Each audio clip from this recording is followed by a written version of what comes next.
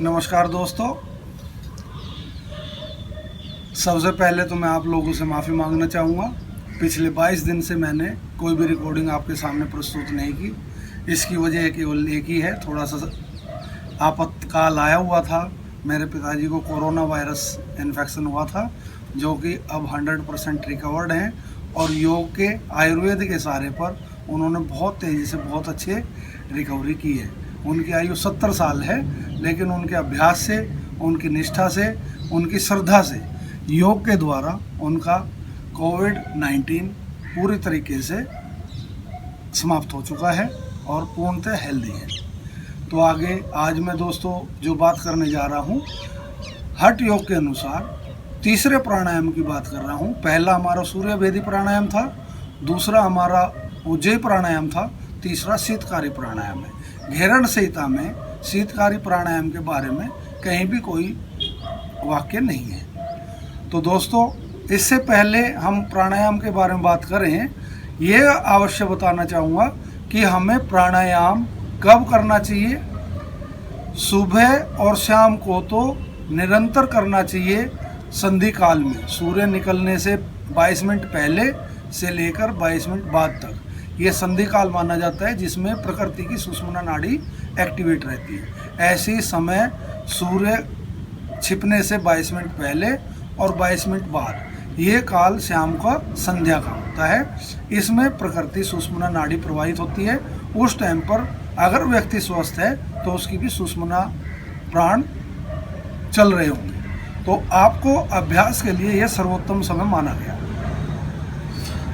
प्राणायाम के लिए क्या क्या सावधानी रखते हैं, धीरे धीरे हर एक चैप्टर के बाद आपको बताया जाए। तो दोस्तों, प्राणायाम के बारे में क्या क्या सावधानी और क्या समय रहेगा, इसके बारे में हम समय समय पर आपको हर एक वीडियो में कुछ ना कुछ नई जानकारी देते हुए आगे बढ़ेंगे। आज तीसरा प्राणायाम शीतकारी प्राणायाम के नाम से जाना जाएगा। यह है, जैसे इसका सबसे अच्छा उदाहरण आपके सामने है। जब आप मिर्च खाते हो और मिर्च तीखी है तो आप क्या करते हो, एक आवाज़ आती है, ये स्वाभाविक रूप से आपके शरीर के अंदर प्राणायाम की स्थिति है और यही शीतकारी प्राणायाम है। लेकिन योगी लोग इसे कुंभक के साथ करते हैं। पूरक कैसे करना है, पूरक करते हुए क्या सावधानी रखनी है, उसको समझिए। देखो, मतांतर रहते हैं, अलग अलग जगह पे शीतकारी प्राणायाम ने अलग अलग रूप ले लिया है। लेकिन हठ योग प्रदीपिका में जो है, वह दोनों होठों के बीच में जीभ को रखकर श्वास को धीरे धीरे खींचना है, ताकि वो जीभ के घर्षण के साथ अंदर प्रवाहित हो और अंत्य कुंभक करके आप रुक जाएं। फिर रेचक करें, रेचक 2 गुने समय पर ही होगा, और फिर बाह्य कुंभक करके फिर बाह्य कुंभक करें और उसके बाद पूरक करें। अनुपात वही है, 1:2:4। लेकिन इसके साथ साथ आपको ये भी ध्यान रखना, अपने शारीरिक क्षमता से ज़्यादा ना करें, शारीरिक क्षमता से ना अपने आप को टॉर्चर करें, ना ही किसी प्रकार का रोग उत्पन्न करें। दोस्तों, दूसरी बात और है, जब भी आप प्राणायाम करते हैं, जितना सामर्थ्य हो उसी में करें, उससे आगे ना बढ़ें, नियम के साथ करें। चलिए देखते हैं। पहला रूप शीतकारी प्राणायाम का कैसे है। दोनों जीवाओं के बीच, दोनों होठों के बीच में जीवा को रखें।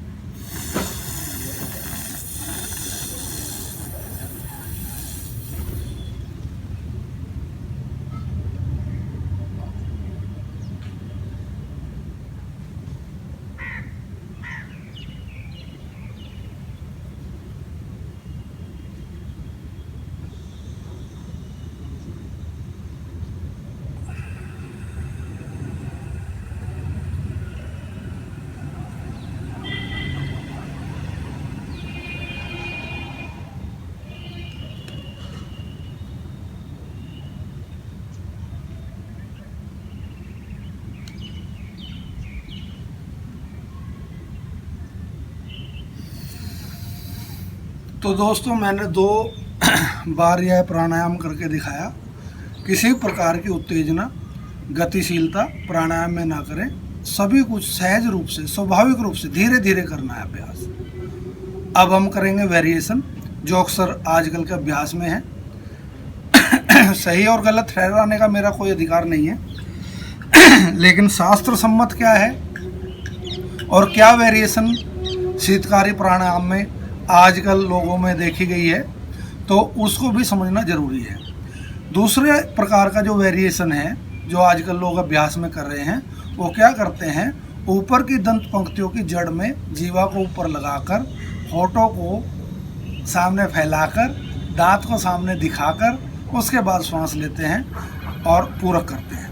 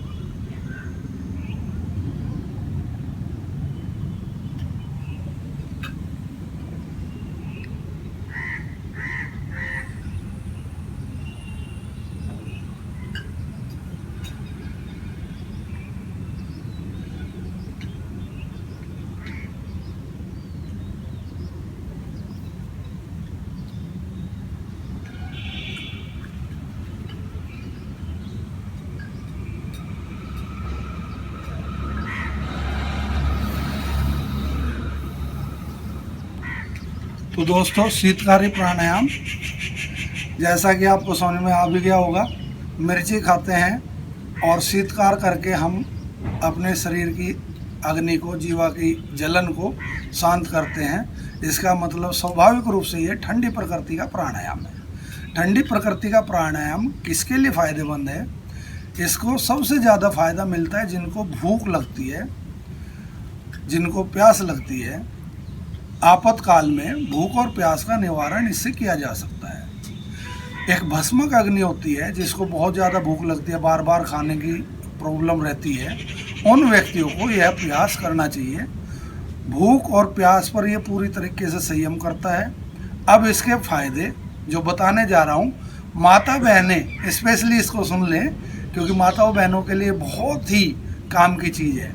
बिना किसी प्रकार के सौंदर्य प्रसाधन के आप अपने चेहरे पर कांति लाने के लिए इसका अभ्यास करें। जिनके चेहरे पर कील मुहासे हैं उनको ये बड़ा ही लाभकारी है। कुछ लोग कहते हैं मेरी त्वचा स्किन बहुत ही ऑयली है और मुहासे जल्दी आते हैं, या फिर उन लोगों के लिए जिनके शरीर पर मोल्स, जिनको मस्से बोलते हैं, वो पैदा होते हैं, उनके लिए भी ये प्राणायाम बहुत ही लाभकारी है। हठयोग प्रदीपिका में शीतकारी प्राणायाम के बारे में कहा गया है कि यह प्राणायाम कामदेव जितनी सुंदरता प्रदान करने वाला है, और योगियों में जो इसका अभ्यास करता है वह योगियों में इंद्र के समान राजा के रूप में भूमि पर विचरता है और योगियों में श्रेष्ठ कहलाता है। इसके फायदे रक्त और पित्त विकार जितने भी हैं उनको शांत करने के लिए हैं। सावधानी के तौर पर आपको वही रखना है कि मूल बंद, उड़ियान बंद और जलंधर बंद का अभ्यास बराबर हो। अनुपात में आपको पता ही है, 1:4:2:4, पूरक, अंतःकुंभक, रेचक, बाह्य कुंभक। इस अनुपात में आप अभ्यास करें। धीरे धीरे इस अनुपात को आप बढ़ा सकते हैं। शीतकारी प्राणायाम का अभ्यास करने वालों को दोस्तों बुढ़ापा नहीं आता है, आप हमेशा जवान रहेंगे। तो क्यों ना परमात्मा के दिए हुए इस प्रसाद को सभी ग्रहण करें और हमेशा जवान बने रहें। रोग और मृत्यु ये तो निश्चित है, जो योगाभ्यासी इनका ढंग से अभ्यास कर लेता है वो मृत्यु और बुढ़ापे से दूर हो जाता है। अजर अमर होने की संभावना केवल योगाभ्यास से है, अन्यत्र और कोई उपाय नहीं है। तो दोस्तों धन्यवाद शीतकारी प्राणायाम के लिए। आप मेरे से अगर आप चाहें तो हम योग प्रश्नावली के बारे में बात कर सकते हैं। अगर आपको लगे कि किसी प्रकार के कोई योग संबंधी जानकारी आपको चाहिए, किसी प्रकार के साधन उपाय हम दे सकें, निदान दे सकें आपको, ये मेरे लिए बड़े हर्ष की बात होगी। मेरे सभी वीडियोस में मेरा कॉन्टैक्ट नंबर विद्यमान रहता है। तो दोस्तों लाइक कीजिए, शेयर कीजिए और सब्सक्राइब कीजिए। जितना ज़्यादा से ज़्यादा योग के बारे में यथार्थ ज्ञान मैं प्रदान कर सकता हूँ, मैं अपनी तरफ से प्रयास कर रहा हूँ।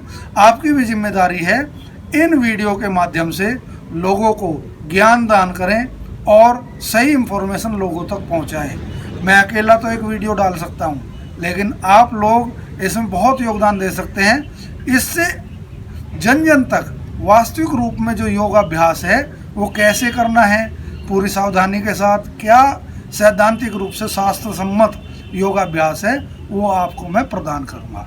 धन्यवाद दोस्तों, नमस्कार।